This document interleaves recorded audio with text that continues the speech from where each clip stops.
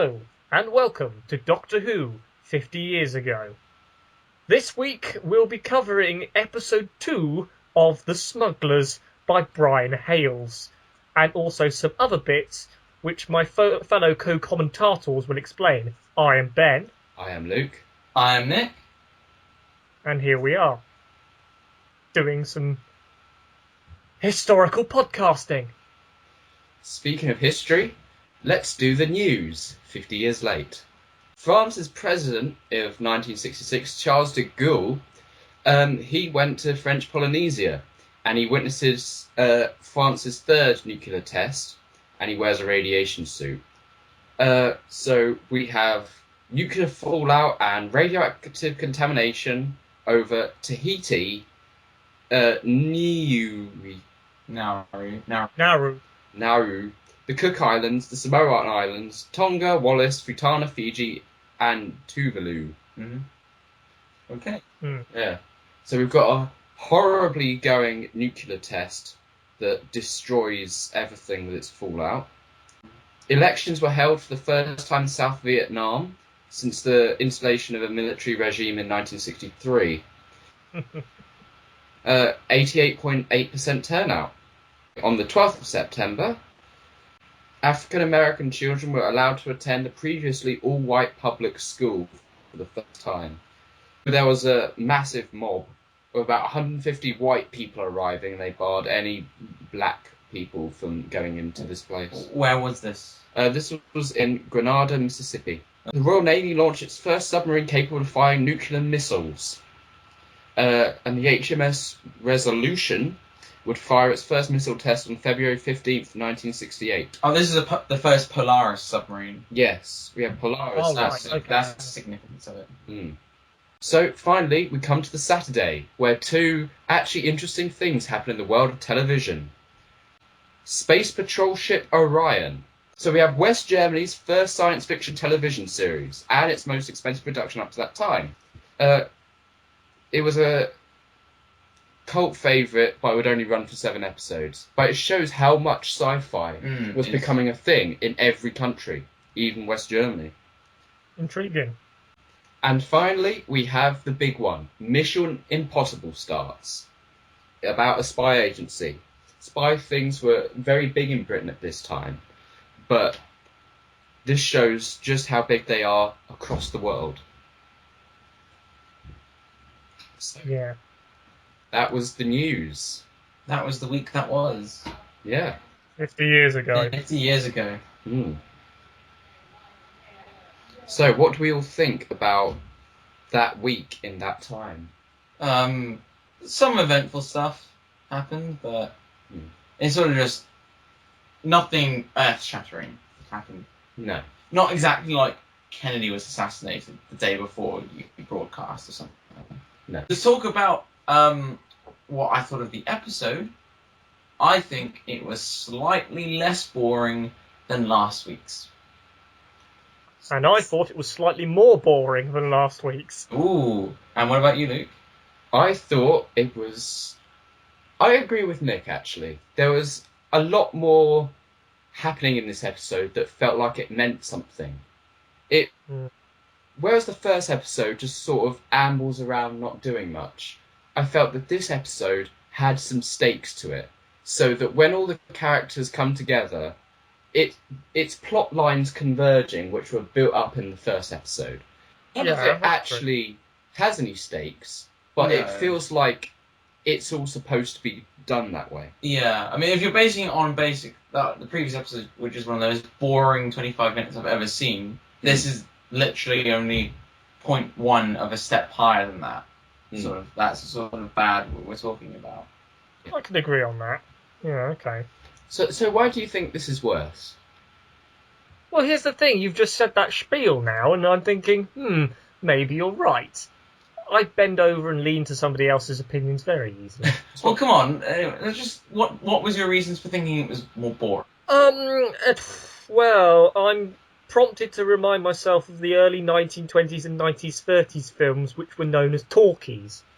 And I felt that, me being probably a fan in the 2010s, there's not exactly much action to hitch onto apart from Ben knocking out a revenue officer, which happens. And even then, you're face palming because, oh god damn it, Ben. And then there's just the Squire being an idiot, which is par for the course. And okay, the double act between Pike and Cherub now that I think was quite charming. It was an episode that I feel the lack of visuals don't hinder it. Yeah.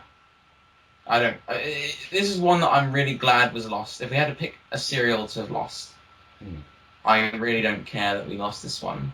No. Because, like, the pictures, and this is one thing I thought about it was the pirate ship sets look actually pretty good, but you only need the photographs to see that. You don't need any more than the photographs. You've got the ship's sound effects, which is enough really to kind of that and a couple of the stills to get enough of an idea of what's going on. John Cura definitely made his money that day. I guess one thing to say about the quality of the sets is the BBC was being fairly well funded at the time, which is good. That's always a good thing, and just shows this is the usual BBC can do period drama pretty well. Yeah, it's always been able to do it. I mean, even with New Who, whenever they do period like pieces, they always look a lot better than some of the space ones. Oh, absolutely. Yes, yeah. I mean, I think that's why we get things like Mummy on the Orient Express, because they can make that look really good. Whilst if they set it in some generic future one, like, I don't know, Sleep No More, it kind of doesn't look that interesting. Yeah, they don't have the sets which have been worked on since 1974. Instead, it's some guys are, okay, this is what space is going to look like. So, because I guess we should move on to how people in 50 years ago might have viewed this. The meat of the episode. So, Ben and Polly are in the jail, and they concoct some scheme to escape. Well, Polly specifically concocts a scheme to escape by pretending to be taught in the ways of wizardry by the warlock doctor. They then escape. Well, here's again maybe to touch on the class shenanigans that we had last week. Here you got working class guy who's working guarding the cells, whatever, and Polly, who is clearly speaking with that that BBC accent, and is quite clearly meant to be middle class. I mean, she was like working in the post office tower, wasn't she, with as a secretary or something like that. And War machines. so the middle class woman manages to trick this stupid working class boy into believing something quite silly, really. Yeah. With the help of Ben. But I mean, she's the one who comes up with the idea. So again, she employs the working class friend of hers, Ben, to actually. Oh yes. And she's the one who comes up with the idea. She doesn't do the labour really, other than going, oh. Nice noise there. At this point, the Doctor gets all cosy with Pike, only to be interrupted by Jamaica, the ship's go-to man to do every laborious job ever. So, I do like how the slave man is called Jamaica and is black. Yeah, I know. I thought this is the race angle coming in here. Is that literally, of course, only black guy in the whole script is literally just this nothing. He says nothing of note, and he literally is just there to take, act as muscle. And also, he hasn't even got a proper name. He's literally just named after the island, because by now Jamaica was called Jamaica. So, when did Jamaica start being called Jamaica? Well, it was already colonised by the British by this point. So, in the Smugglers. Yeah, this is the 17th century, right? Yeah. Yeah, we've already got it. I do like how he has a nickname just based around his blackness. Well, that's what I mean. That shows. Justified. That's what I mean. That's showing the race angle here. It's like you wouldn't have if you had a black pirate shipmate now, in a pirate episode, Doctor Who, you wouldn't have him in such a basic role as this. No. there is also this idea of class even aboard the pirate ship. Whilst they are pirates and they're taking shares of the treasure and the smuggling and all that, we are seeing a unique class-based structure with Jamaica actually doing all the orders as given by Pike and maybe by Cherub, with Cherub being Pike's right-hand man, basically because he has a right hand rather than a pike. And then Pike glorifying with the captaincy. Yeah, I guess another some of the points to touch upon here is I don't know if I already made this point or not, but the race angle with Jamaica about. Yes. So there is actually, as you said, just to further your point about the class structure on the ship, all the white people are perhaps in, other than maybe with Pike and Cherub, are all in one class, but Jamaica is in a class below because he's black. Yes, he's in an undercast. Yeah, yes. It's a caste system. Which is very interesting. Again, you would not have a depiction of a like an Afro-Caribbean character on a pirate ship, like Jamaica in a Doctor Who episode shown now, as you would then. So here it shows that even though racism officially is on the way out, it's still very much ingrained. You have to remember, a lot of the writers would have been, in their 40s or beyond, if you're 60. So they would have grown up in a very racist time. And this is a sort of like carry on from that. And this is not even intentional racism, it's just there. And we've also got to remember that nowadays they're always very careful not to have the black staff. Whereas back in the 60s, they're much more able to portray that. There's no sense of, we're going to be come after for this one. It is significantly more so that they think, we're able to portray this. And in that way, it really helps get into the... Yeah, I guess it is a bit more realistic. Yeah. But the problem is, nowadays, in a New Who episode, you can represent it like this, but they humanise the black character more.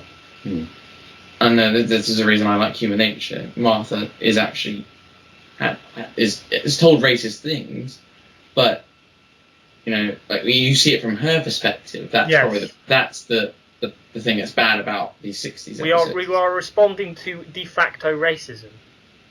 Yeah. Here it's they're not trying to be racist. It's just part of everyday culture. Yeah, so they don't even think to try and make Jamaica a more interesting character. No, or explore his feelings. He just is there. Maybe they do in later episodes, but at the moment it definitely looks that way. I doubt they are. Yes, it says something about his character and the way that we think about these things, that we're not expecting great things from Jamaica. Yeah, and just if we look forward to season 5, in Tomb of the Cybermen, you've got Toberman, who also is the only black character in that series. Kendall.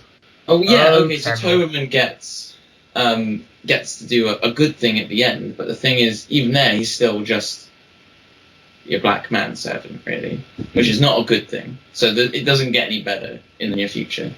No, it won't. So the next thing that happens is that Cooper is brought before the captain, and Pike threatens Cooper, and that he threatens to basically expose the entire plot. But then Pike and Cherub leave to find the Squire, and the thing is that they also suspect this might be a trap.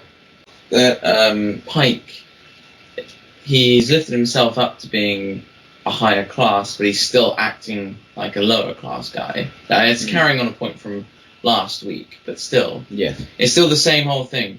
So with the whole class thing with Pike, he's got this appearance of being an upper class gentleman, but in reality, he's come from the lower classes and he still acts like one of them.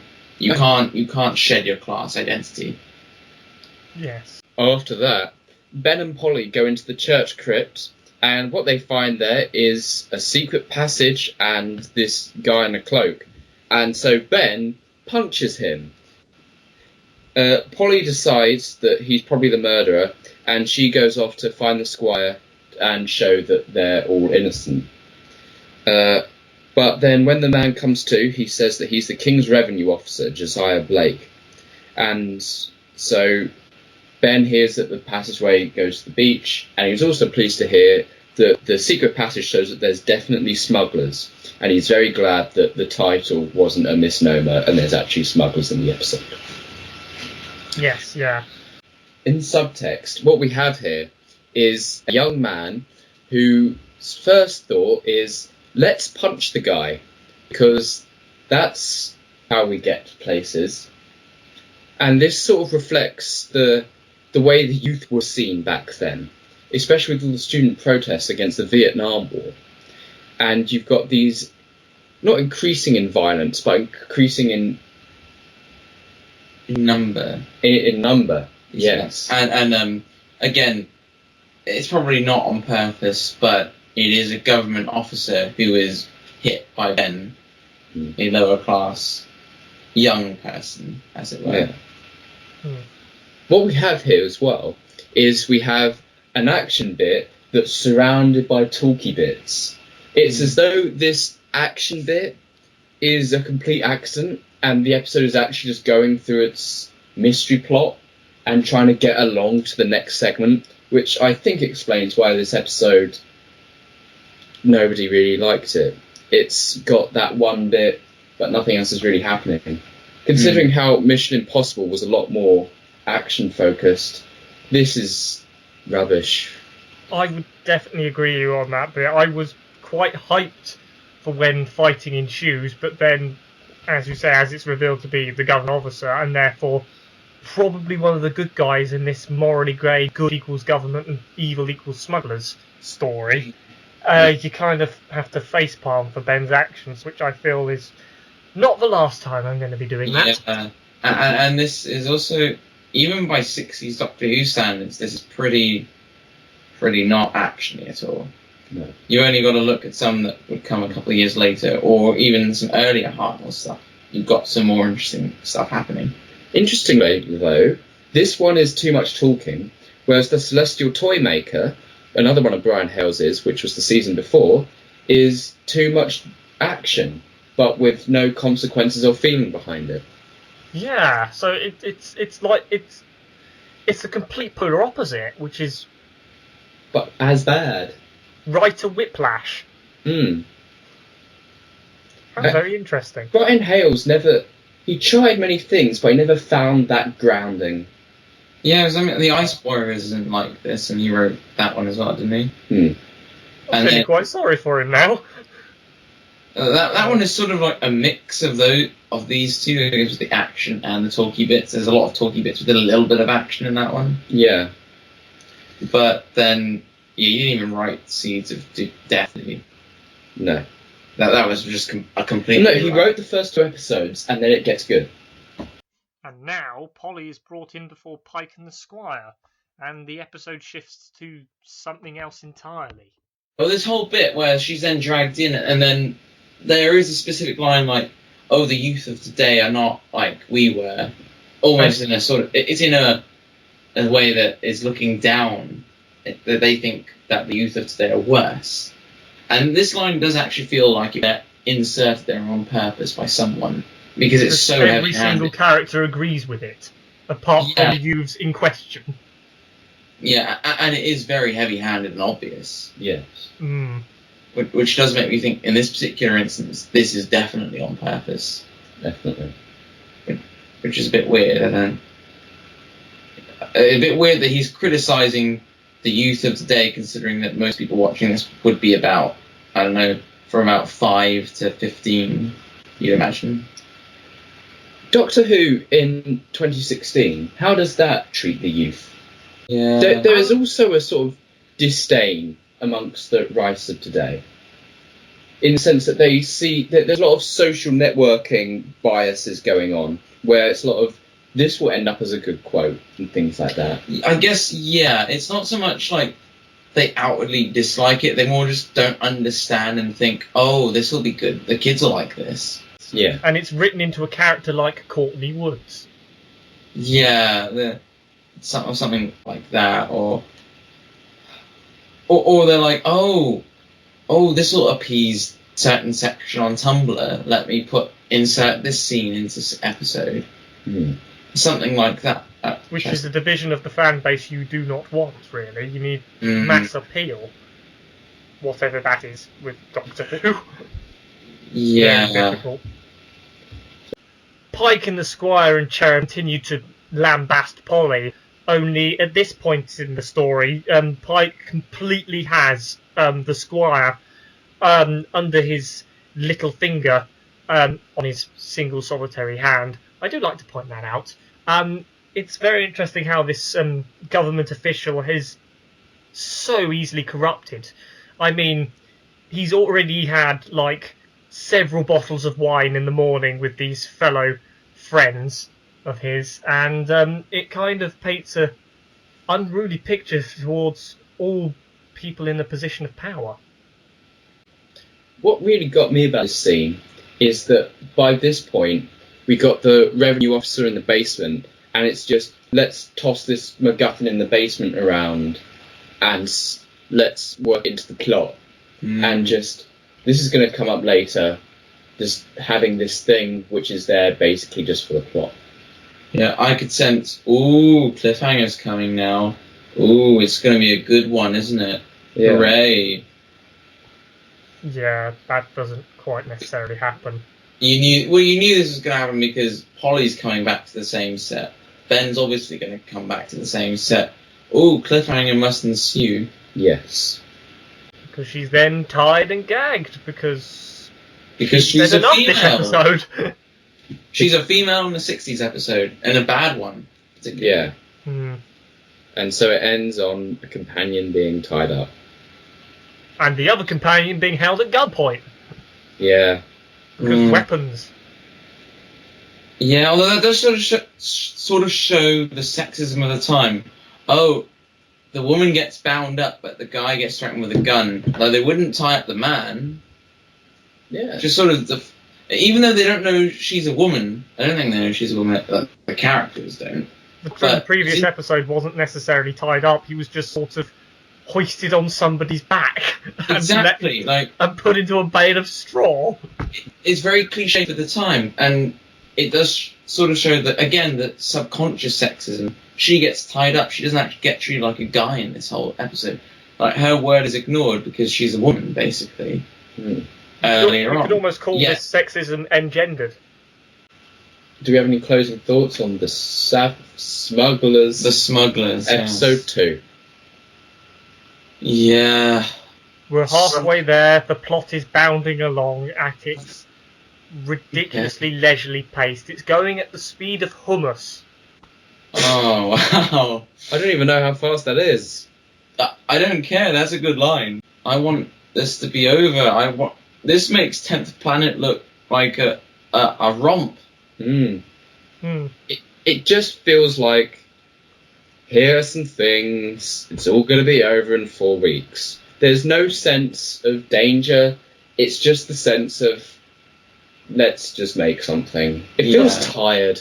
The final telesnap, I will point out, there is good lighting on Paul Whitson-Jones, who plays the Squire there, because he's in very good shadow, I'd say. So it might have looked good, but it's very hard to say with no moving footage. That's what I was saying, was that the pirate sets look good. The costumes do look good as well. It definitely looks like a production that maybe if it survived, we might have a slightly higher opinion of it just because it would look good. Maybe it was directed well. It's just obviously we can't tell that so well. But the plot is boring, and ultimately when it's one of these recons, that's all you really get across. Yeah. And if the plot's boring, then yeah. Yes, thank you very much for bearing with us through the Smugglers episode 2. You can find us on Facebook and Blogspot. I might actually put the links in the description this time. Go me. And of course, if you're actually listening to this on iTunes, because I've somehow set it up now, woohoo, we're also on YouTube, but that doesn't really help. Okay, so I've been Nick. I've been Luke. And I've been Ben. Join us next week for more Doctor Who 50 years ago. Bye. Bye. Bye.